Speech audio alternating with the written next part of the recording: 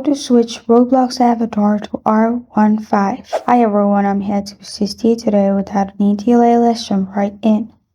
First, open Roblox on your device. Make sure you're logged into your account. Then, click on Avatar at the bottom. Here, click on Customize at the top.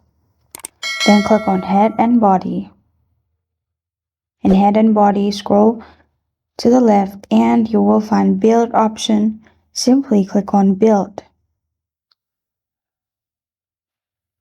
After you've clicked on Build, scroll down and you'll find R15. Click on R15.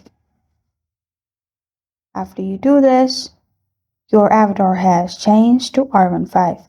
And this is how to change Roblox avatars to R15.